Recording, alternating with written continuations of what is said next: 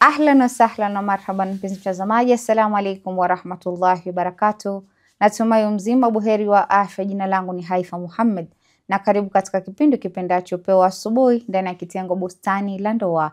Mpenzi mtazamaji, tunaye Sheikh wetu si mwingine ni Sheikh Yusuf ambaye amekuja kutuelezea mengi kuhusiana na masuala ya ndoa, haswa kwa sisi vijana ambao ndo tunaingia katika ndoa, na kuna mambo mengi ambayo tunafaa kuyafahamu. Anakuambia wale wakongwe katika ndoa ndo wanafahamu mengi, maana wanajua walianzia wapi na mpaka pahali wamefikia, basi wanajua natija yake ni ipi. Inshallah tukielekea kwake Sheikh tutaweza kufahamu mengi na mengi zaidi, na inshallah katika awamu ya leo mpenzi mtazamaji tutaenda kuangazia kuhusiana na wanaume, hasa upande wa wanaume. Ni mawaidha yepi ambao wanafaa kupewa wanapotaka kuingia katika ndoa? Inshallah. Bismillah Sheikh. Assalamu alaikum wa rahmatullahi ta'ala wa barakatuh. Wa alaikum assalam wa rahmatullahi wa barakatuh. Alhamdulillah, nashukuru Mwenyezi Mungu Subhanahu wa Ta'ala. Alhamdulillah. Na swali ni nzuri na nafikiria pia ni mada nzuri ambayo pia itajaribu kutengeza ndoa zikawa ni zenye kudumu na ndoa ambazo zitakuwa na misingi mizuri.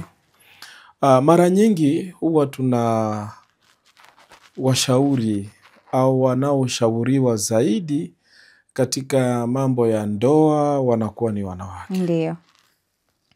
Na haswa huumizwa namna gani ya kuweza kushirikiana na kuweza kutunza nyumba. Hii inaweza kuwa ni sababu, kwa sababu wao ndio wanaingia kwenye ile nyumba ya mwanaume. Ndio utayarishwa kwa yale ambayo wataenda kukabiliana nayo.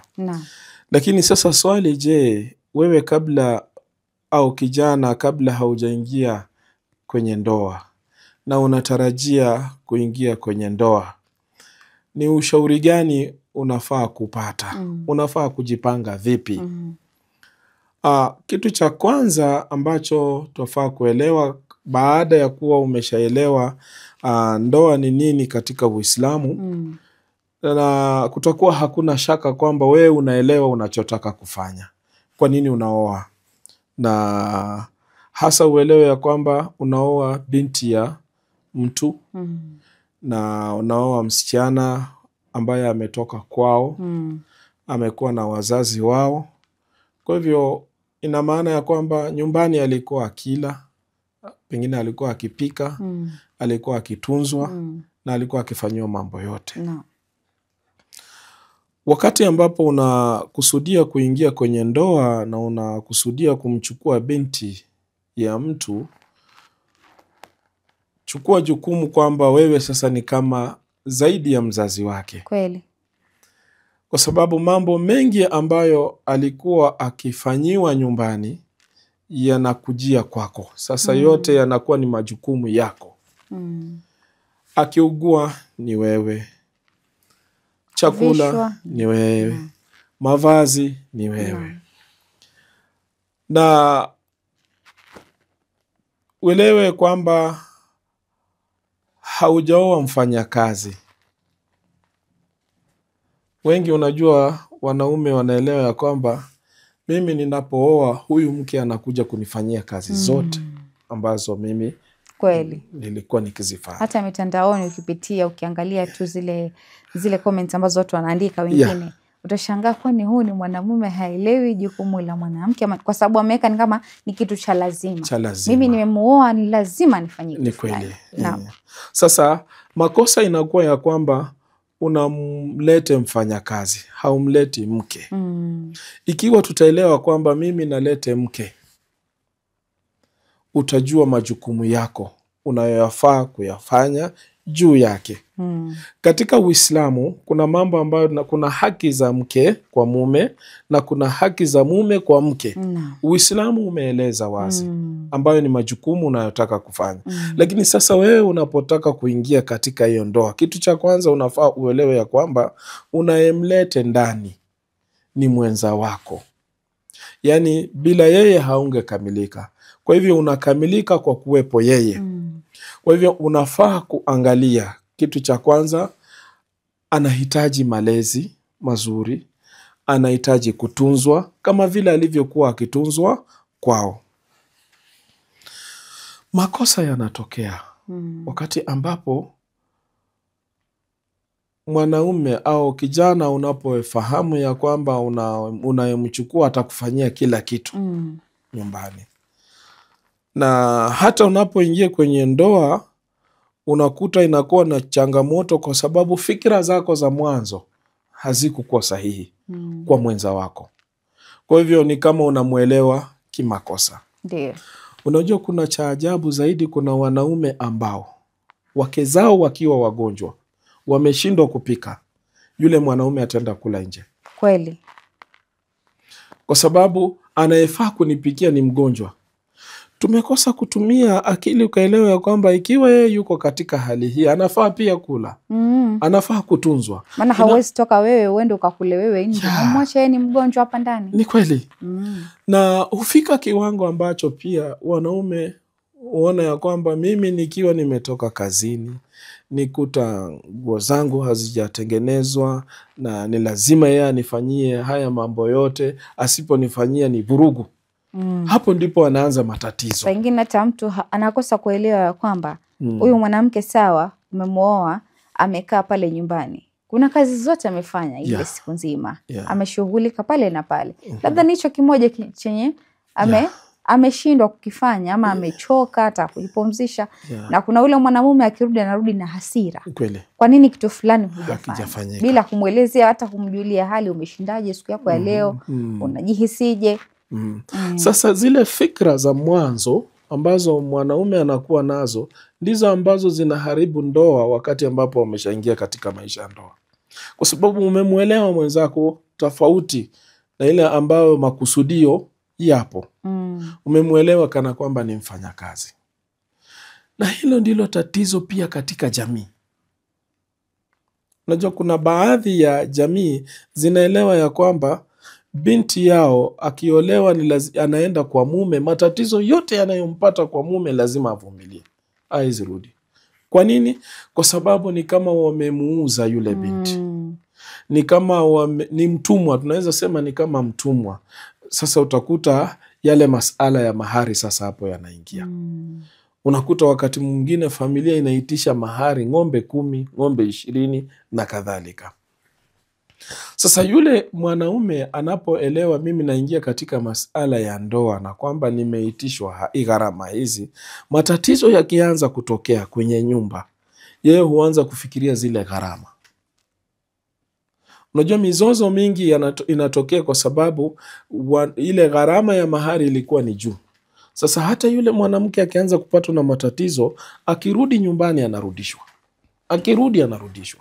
Sasa cha msingi hapa tunafaa kuelewa kwamba mimi ninapotaka kuoa, sileti mfanyakazi kwangu. Nalete mke. Nalete mshirika. Huyu mshirika nitashirikiana na yeye katika siri zangu. Na yeye atakuwa anashirikiana na mimi katika siri zake. Kwa hivyo anataka kunitunzia boma na kunihifadhia kizazi. Sasa ukiwa tutaelewa haya kwenye ndoa, bila shaka ndoa itakuwa yenye kudumu. Vijana ambao wanataka kuingia kwenye ndoa, wakati mwingine unaweza jiandaa kwa kila kitu, lakini pasipokuwa kuelewa masala ya ndoa, ile ndoa itakuwa na shida bado. Ndio maana ukiangalia siku hizi ukienda misikitini ama ni wapi, wamekazana sana kusisitiza hili swala la ndoa. Kwa sababu ukiangalia kuna mambo mengi ambayo yanatokea sasa hivi ambao si ya kuridhisha, ni ya kukirihisha. Watu hawathaminiani, wanandoa hawataki kuelewana. Mmeoana mkiwa na mahaba, alafu mahaba yanapungua sasa. Nafikia mahali mpaka watu hawawezi endelea mbele. Wanaona hapana, mimi siwezani. Hakuna mwanamume, wajua kati ya mwanamume na mwanamke, mwanamke amepewa subra yake. Kuna vitu ambavyo mwanamume haezi kuwa na subra navo. Sasa ndio maana siku hizi mizani imewekwa. Utakuta mtu anasema siku hizi mashehe nao wamekawia, kazi ni kuongelea ndoa, kwa sababu ina umuhimu wake katika jamii. Na watu wengi wameiweka kama ni kitu ambacho ni cha nyuma, bali ni kitu ambacho kina faida sana. Ni kweli.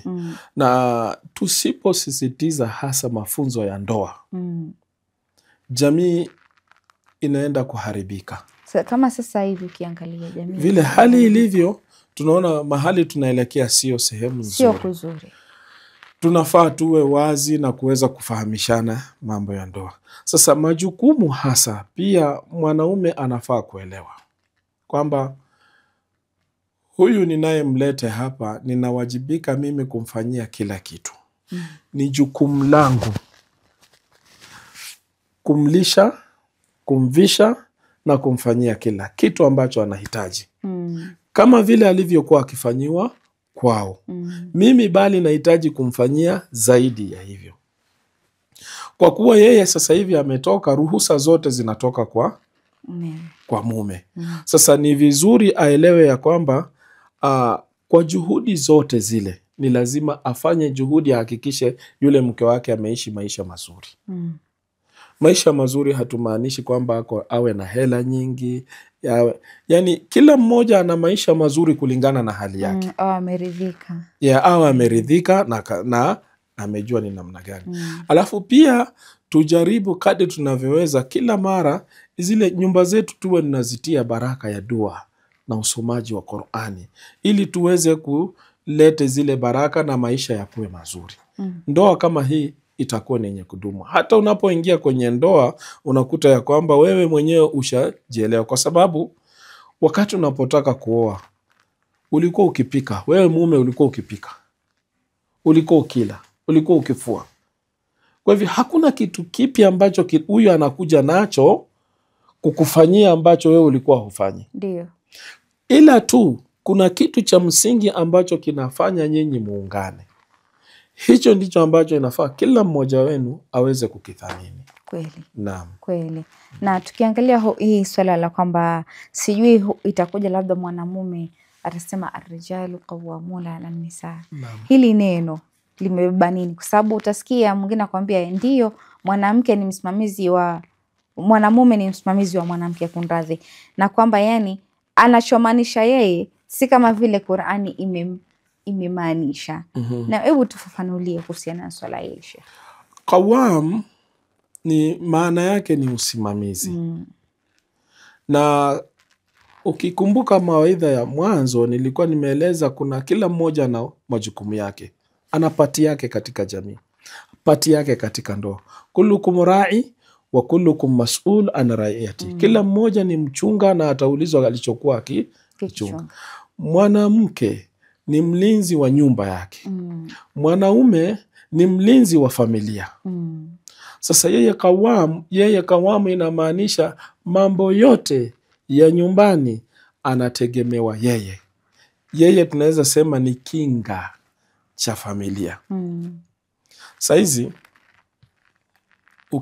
mwanaume akiwa na familia, school fees, mtoto akifukuzwa shule ni baba. Maradhi ni baba. Nguo ni baba. Yani kawamu ni lazima atoe haya. Haya ni matumizi ambayo asimamie yeye mwenyewe, ili familia ile iwe katika maisha mazuri. Hatumaanishi kawamu kwamba yeye ni mwenye kutia nguvu, yani mwenye kutoa kila amri, yani yeye tunaweza sema dikteta. Ndio msemaji peke yake kwa nyumba. Mwanamke anakuwa na ushauri, na ushauri wako unakuwa wa muhimu pia katika familia. Kweli. Lakini sasa ikiwa utachukulia yeye kawamu, kuna wale ambao wanachukua kwa kwamba yeye ni komanda. Yeye ndio kusema. Maana wao wengine ni dictator in their nature. Mwanamke haezi toa. Ndio. Kuna baadhi ya nyumba wanawake wanaishi na dhiki. Yani hakuna sauti ambayo mwanamke anaweza toa. Mwanaume ndio anatoa sauti peke yake. Maisha haya ni maisha ya dhiki. Ni maisha ambayo hayana furaha, hayana raha. Na ndoa yenyewe ni ndoa ambayo ni ya kuvumiliana.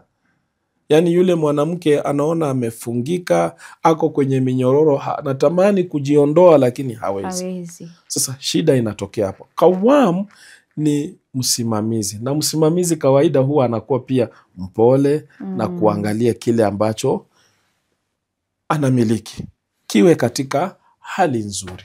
Hiyo ndio maana ya kawamu. Naam. Maana ukiangalia ni mitihani hasa katika karne ya sahihi. Ukiangalia vile vijana hawawi katika ile njia ambayo inatakikana. Ukiangalia wanawake wengi ndio wanaopewa mawaidha hasa ya ndoa, na wanaume wengi wameachwa, inabidi sasa anapewa mawaidha ile siku sasa karibu kwenda kuoa. Lakini mwanamke utakuta labda ameambiwa, amekalishwa kama ni mwezi mmoja, anapewa tu mawaidha kuhusiana na ndoa. Sasa ima ni yeye ashike ama asishike. Naam, inshallah. Inaweza kuwa pia mchango inakuwa ni unajua nini, hali zingine zinatokana na mila zetu. Na wengine tumeingia katika Uislamu na hizo mila zetu. Kweli. Kwa hivyo wakati mwingine zinachanganyika katika dini. Yaani mila nyingi zimeelewa ya kwamba wewe mwanamke unapotoka kwenu unaenda kwa mume, wewe unaenda kukaa chini yake. Kwa hivyo fanya kila kitu umridhishe yeye. Kweli. Na hata akikosea wewe uangalie yeye. Yaani yeye mara nyingi anakuwa ni juu. Makosa yakipatikana kwako wewe ni mkosaji mkuu. Lakini yeye mwanaume akikosea anabakia pale. Yaani wanasema mwanaume kawaida si mwenye kukosea kwa nyumba. Kwa hivyo baadhi ya mila zetu zinawafundisha hao wanawake kiasi cha kwamba wakifika kule wao wanaenda kuwatumikia wale kwa hali yoyote ile. Iwe ni mwanaume ni mgaidi, mwanaume ni hawezi kafanya majukumu yake sawa sawa. Kwa hivyo inabidi mwanamke atii. Ndio. Sasa mila nyingi zetu zinamfundisha mwanamke kumvumilia yule mwanaume. Unajua kuna wanawake ambao wameolewa katika jamii, waume zao ni walevi chakari. Kweli. Miaka yote. Sasa imefika kiwango yule mwanamke ndio mfanya kazi. Hii kawamu mwanaume alishajiondoa. Mlevi kuanzia asubuhi mpaka jioni. Sasa inabidi mwanamke anajisimamia. Anajisimamia. Wanawake wengi unakuta wanatoka wanaenda vibarua. Anaenda kibarua, anakuja analisha mtoto. Pia anamlisha yule mwanaume. Yule mwanaume aje akose chakula. Hata kama hakuacha, yule mwanamke atapigwa. Na yule mwanamke haezi jitetea. Kwa sababu gani? Maisha aliyotunzwa nayo, namna alivyofundishwa, unaenda kule kukaa chini ya yule mwanaume. Yeye ndio kusema. Kweli. Ndoa hizi zinakuwa ni ndoa za shida. Sasa mara nyingi inafaa tuwe tunaelewa ya kwamba wewe mwanaume hauwi kana kwamba ni mkandamizaji wa boma. Wewe ni mtu wa kusukuma, kuangalia mambo yanaenda ipasavyo. Kweli. Na ndio hapo tukasema dini inamuongoza mtu vizuri. Naam, shukran sana Sheikh. Shukran sana. Acha tuende mapumziko, tukirudi katika awamu ya pili tutaweza kuendelea zaidi na swala lingine. Asante. Kurudi kwako mpenzi mtazamaji, natumai katika awamu ya kwanza tukiwa na Sheikh Yusuf ndani ya studio zetu za Mahdi TV umeweza kufahamu mengi ambayo ameweza kuwasilisha, haswa kuhusiana na mawaidha ama mambo yapi ambayo wewe kama mwanamume unafaa kufahamu wakati unataka kuingia katika ndoa. Inshallah mpenzi mtazamaji, acha tuchukue mapumziko, tutakaporudi tuendelee zaidi. Assalamu alaikum wa rahmatullahi wa barakatuh mpenzi mtazamaji. Karibu tena katika awamu ya pili ya kipindi kipendacho Pewa Asubuhi ndani ya kitengo Bustani la Ndoa. Inshallah mpenzi mtazamaji, kama kawaida yetu tupo naye Sheikh wetu si mwingine Sheikh Yusuf ndani ya studio zetu za Mahdi TV, ambaye anazidi kutuelezea au kuelezea wewe mpenzi mtazamaji kuhusiana na swala zima la ndoa, haswa upande wa vijana. Na inshallah tukielekea kwake tuweza kufahamu mengi na mengi zaidi. Karibu Sheikh. Asante. Naam Sheikh, tukielekea katika swala letu katika awamu ya pili ni kwamba ni hekima gani ambayo vijana wanafaa kuwa nayo ndio kuhakikisha kwamba ndoa zao zinazidi kuwa na hekima, zinazidi kudumu na kustahimiliana. Naam. Asante. Ndoa ni njia moja ya kumhifadhi mja. Na kila mmoja anatamani kuhifadhika katika maisha. Na ili kuweza kuitunza ndoa vizuri, kwanza ni wale ambao wanaingia katika maisha ya ndoa. Waelewe malengo yao ya ndoa. Naam. Ni nini hasa. Na Unajua ndoa siku hizi wengi huwa wanakuwa wanaoana kwa malengo tofauti, Ndio. na wakati mwingine pia baadhi ya ndoa hazieleweki. Hazieleweki kabisa. Wengine anaoa kwa sababu huyu nimemuona na mali, nitaingia huko kwa sababu ya mali, na huyu kwa sababu pengine atanipandisha cheo, nitafanya hivyo. Na huyu anaona kwa sababu huyu ni mrembo, nitafanya hivyo, nitamuoa kadhalika. Ndoa sahihi ni ile ndoa ambayo imekita katika sheria na nidhamu zilizowekwa na Uislamu. Naam. Hizi ndoa hata zinapoyumba, kila mmoja anaangalia suluhisho kuambatana na mjibu wa Uislamu. Kwa sababu zimekita katika dini.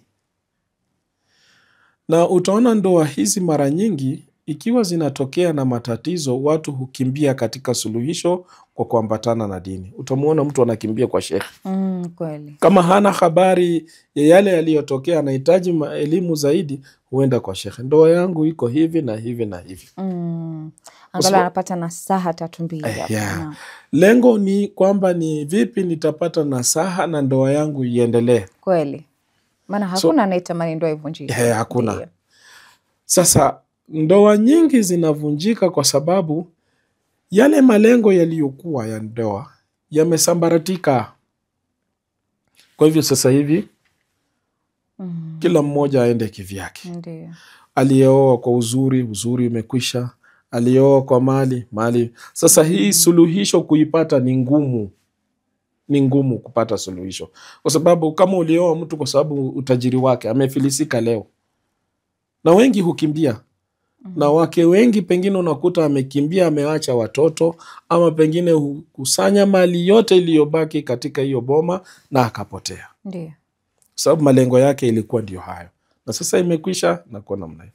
Ama ile ndoa ambayo iko katika misingi ya dini ni ndoa ambayo mara nyingi watu huitafutia suluhu, na watu huchunga hiyo ndoa isivunjike, kwa sababu wanasema kitu halali ambacho kinamchukiza Mwenyezi Mungu ni talaka, na kila mmoja hapo haipendi ile talaka,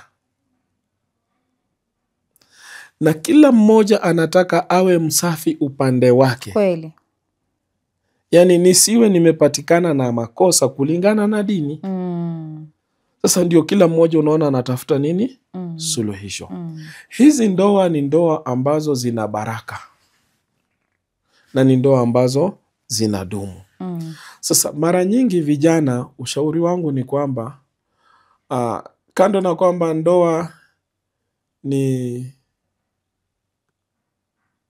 imetukuzwa na Mwenyezi Mungu, na ndoa ni mfungamano mtukufu wa sheria, na ndoa ni moja katika mambo ambayo yanaleta heshima ya jamii, ni kuitunza ili ile heshima iendelee. Na uelewe ya kwamba wote ambao mnaingia katika ndoa mkiwa wachanga, kwamba hamuna tajriba, hamuna experience kwamba hili litatokea, tutakabiliana nalo hili hivi na kadhalika. Kuna baadhi ya mambo ambayo yanazuka, inafahamu yakimbilie moja kwa moja na mtafute suluhu. Ndoa nyingi huwa tunaambiwa mambo yakiharibika, kuna watu ambao sio kila mmoja unaweza kumwelezea matatizo. Kweli, kweli. Kuna watu ambao hata sheria imekuambia unaweza kuwaelezea zile shida zako ama utafute suluhu. Moja ni familia mbili zote. Na hizi familia mbili zikikaa, zinakaa kwa manufaa ya watoto waendelee kuishi. Ndiyo, ndiyo. Kama vile walivyokutana. Unajua uzuri wa ndoa ni kando na kwamba nyinyi wawili ndio mmekutana na mnaishi kwa pamoja, bado pia mmeunganisha familia zingine. Ndiyo. Mamkwe, bamkwe huko. Sasa haya majina yanakuja kwa sababu yenu. Shemeji, yanakuja kwa sababu ya nyinyi. Bila nyinyi hawangeitwa. Ndiyo. Kwa hivyo mumeunganisha familia zingine kando na kwamba nyinyi mmeungana na wao pia wanajuana. Alafu pia kutakuwa na watoto. Pia wale watoto kuna majina wataitana na wataita familia zingine babu na kadhalika na hayo mambo. Kwa hivyo ndoa hii ambayo inakuwa katika hii misingi ni ndoa tukufu. Kwa hivyo kila mmoja anawania aweze kuikuza na aweze kuitunza ili iwe ndoa nzuri. Kuna baadhi ya mambo ambayo pia yanakuwa ni ya aibu ambayo yanafanya pia ndoa hizi zinavunjika. No.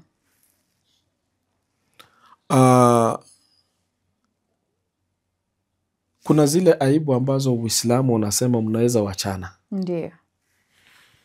Na hizo zimetajwa, inahitajika kwanza kwa wanandoa hata kabla hawajaingia kwenye ndoa. Wajue ni mambo gani ambayo ninafaa kuchunguza kwa mke wangu ambayo sheria inaniambia nikipata akona haya mambo mimi ninaweza kaachana naye. Hiyo sheria hata hakuna mtu anaweza kakuletea shida kwa sababu umeachana kumbatana na sheria. Na kuna ni mambo gani ambayo haifai ni muache mke wangu. Ndiyo. Sasa haya ni mambo ambayo kila mmoja anafaa kuelewa katika dini. Tuna wajibu mkubwa sana.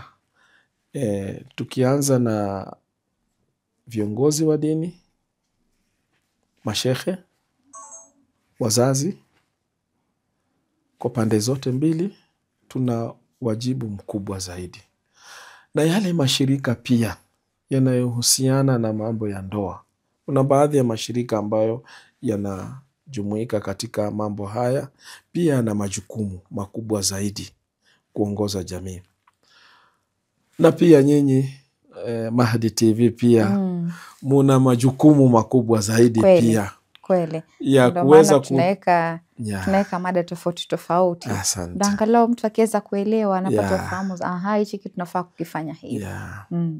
Na kuweka vipindi tofauti tofauti na hizi ili kutunza hizi ndoa zisiwe na kuna baadhi ya vijana wanatamani kuingia kwenye ndoa. Kweli.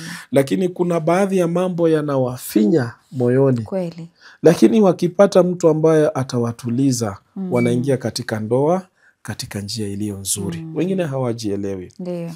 Na ikiwa tutaweka hata tukiweka warsha za siku kadhaa na pia nanyi mnajifungua pia. Kweli. Kunakuwa na kipindi cha maswali, matatizo, changamoto. Vijana wenyewe wanajieleza. Hicho kitu kinafaa kuwa katika jamii kwa sababu kuleta upana zaidi na ule mwelekeo ya kwamba vijana watakuwa na ile mimi sasa ni wakati wangu wa kufunguka. Huenda kuna swali anafaa kuuliza lakini haezi uliza. Ni kweli. Huenda kuna mtu maskini amempenda lakini anahofia mimi kweli nikienda sehemu fulani kweli mimi nitakubalika kweli. Sasa ni mambo ambayo yanahitaji sana ufafanuzi na kuweka kama hizo warsha vile umesema, kuja kwa pamoja, mashehe wako pale, maustadha wako pale. Sasa inakuwa rahisi mtu akifunguka au maswali yako hivi na inakuwa kama kufunzwa pia. Ni kweli. Unajua kuna ndoa huku nje za ajabu ajabu sana. Na wakati mwingine hizi ndoa si kwa kupenda kwao. Huenda pengine ni kwa sababu ya yale mazingira ambayo wako. Na kwamba hawajapata mafunzo kuhusiana na ndoa. Kwa hivyo unakuta ni mtu Muislamu anaishi, ameoa, lakini ukimuuliza nikaa, ulifunga nikaa? Hata nakuuliza hiyo ndio nini?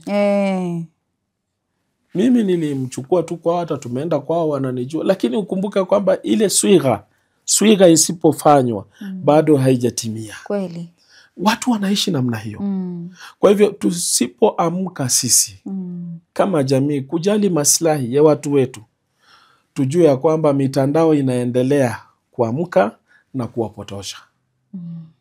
Kwa hivyo huku jamii watu wanahitaji mafunzo, na ili kutunza hizi ndoa ni vizuri zaidi kuwepo na hizi warsha na kadhalika.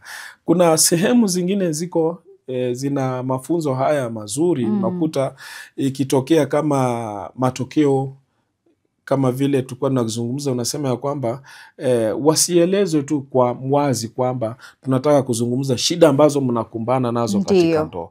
Kuwepo na namna fulani ya kuwavutia ili wanapofika waelezwe, yani wawe ni wenye kuchangia wenyewe katika. Ndio maana wengine inakuwa rahisi ukiwaambia furaha kwanza, ndio uje uambie ndiyo ndoa. Ndio kwamba sio rahisi na sio ngumu. Na sio kwamba ni furaha na si huzuni.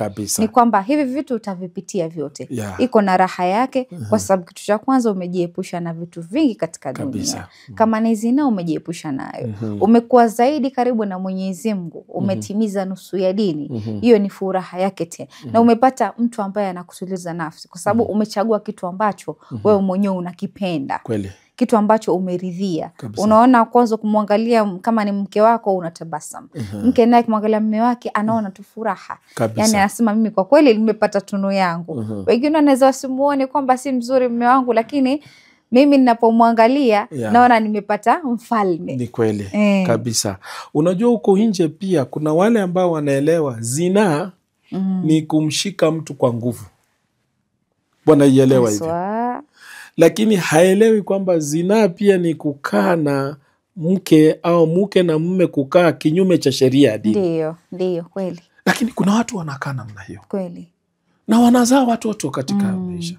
Lakini unakuta kwa sababu pengine hawajapata haya mafunzo, maskini wanaishi katika hiyo hali.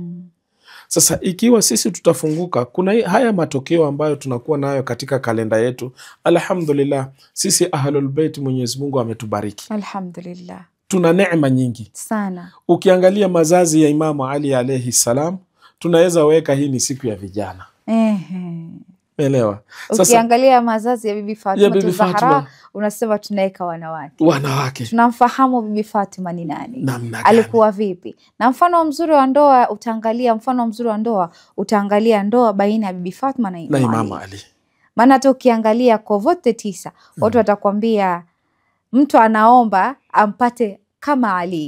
Na mwingine anaomba ampate kama Fatima. Kabisa. Ukiangalia kama ndoa pia ya Bibi Khadija na Mtume wetu Muhammad sallallahu alaihi wasallam, ilikuwa ndoa yenye manufaa sana. Kabisa. Bibi Khadija ni mwanamke mwenye alikuwa na mali. Na Mtume wetu ndo kama hivyo, lakini ukiangalia mali yake, hakutazama mali. Maana alimkubali mume wake vile alivyo. Kabisa. Sasa wakipata haya mafunzo, kwa hiyo njia, unaona mtu kweli hata katika maisha ataweza kupigana na vita vingi. Alafu tatizo pia tuna vituo sisi. Tuna vituo vyetu vya kishia. Kweli. Lakini wakati mwingine hivi vituo havipati nguvu. Kweli. Nguvu ambayo vinatakikana kuwa navyo ni kwamba wawepo na watu, jopo la watu ambao ni watu wanaweza kusimamia haya mambo. Si kwa ajili ya hela tu. Ndiyo. Yani watu ambao wana experience na masala ya ndoa.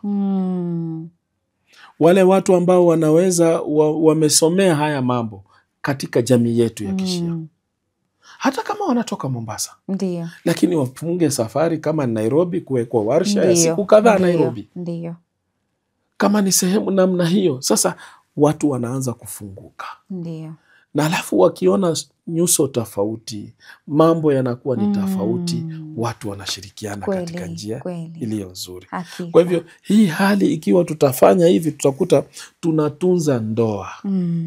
Na zile ndoa zinakuwa ni zenye kunawiri. Hata mtu ambaye ako mahali anatarajia, anakuwa na matumaini kwamba nikitokewa na jambo ninaweza pata suluhisho kupitia mahali fulani.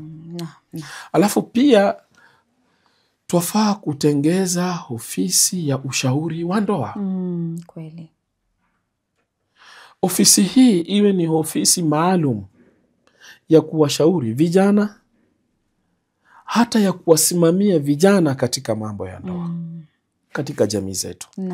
Na ikiwa ofisi hii itatengezwa, watu watakuwa na matumaini kutaka ushauri mwingine. Kuna vituo ambavyo sasa hivi tukizungumzia, na kuna sehemu ambazo hata jamii, kuna sehemu ambayo baadhi ya matatizo ya ndoa hizo jamii haiwezi kasuluhisha. Kweli. Huenda pengine shakhsia ya anayesimamia ile jamii hafai kuweza kutengeneza hiyo jamii. Yani hawezi kawa na majukumu hayo kuweza kusuluhisha mambo ya ndoa. Mfano, kuna baadhi ya jamii zinasimamiwa na vijana. Kweli. seme kama maustadhi, bado ni vijana. Ndiyo. Na wengine unakuta bado hawajaoa. Ndiyo. Kwa hivyo huyu mzee ambaye ana matatizo ya ndoa, inakuwa ni dhiki kwake kuweza kujieleza shida zake za ndoa, akimwelezea huyu kijana. Kweli, inakuwa dhiki hata kule kumshauri. Kwa sababu kijana hajaingia katika ndoa. Kwa hivyo hafahamu mengi zaidi katika ndoa. Aweza kuwa kuna ile knowledge kidogo tu. Lakini kuna usaidizi ambao huu mzee alikuwa yotaka zaidi. Hata huenda huu kijana ameingia katika ndoa, ako kwenye ndoa, lakini kulingana na heshima ya huyu mzee, hapati kile ambacho anataka zaidi kutoka kwa huyu kijana. Haizi funguka. Wakati mwingine pia wanawake wetu wenye vituo, sisi wale walimu ambao wana wanawake kwenye vituo, wake zao waweze kupata haya mafunzo ya kujaribu kusuluhisha mambo ya ndoa. Wakati mwingine inaweza tokea haya, lakini yule mke anashindwa kumwelezea shekhe, lakini ana uwezo wa kuelezea mke wa shekhe. Sasa kama hawezi kusuluhisha, inamaanisha yale matatizo. Kwa hivyo jamii inabaki na shida. Na hiyo shida inaendelea kukua. Na kila inapokuwa ile jamii haiendelei. Kwa hivyo ndio utakuta talaka zinakuwa ni nyingi. Na hata si talaka, kutengana. Watu wanaachana. Na wengine huwa wanaachana na vita. Wakipigana na huyu anaenda hivi na kwisha. Kweli, ya mtihani sana. Kwa hivyo tujaribu kadri tunavyoweza, kila mtu acheze pati yake katika jamii, na tutapata mwongozo bora. Shukran sana Sheikh, asante sana kwa maelezo uliotoa ambao ni murua na kutengeza shahsia ambao ni nzuri katika jamii. Itafaa sana tena zaidi. Shukran sana. Kurudi kwako mpenzi mtazamaji, natumai katika awamu ya pili tukiwa na Sheikh Yusuf ndani ya studio zetu za Mahdi TV, natumai umeweza kumfahamu na maelezo yake umeweza pia kuyafahamu aliyoyasema. Ameelezea mambo mazuri zaidi na mawaidha mengi ambayo vijana pia mnafaa kupata ama kuhusiana na swala la ndoa. Mojawapo ni kutengwe kitengo ambacho kinaweza kuwa cha ushauri, kwenda kushauriwa hapa na pale. Ukishauriwa kuhusiana na swala hili la ndoa ama lile nafaa kuwa hivi, basi kesho yake utakuta ndoa yako inakuwa ya mafanikio. Mpenzi mtazamaji, kufikia hapo sina mengi ya kusema isipokuwa ni kukwambia maasalam.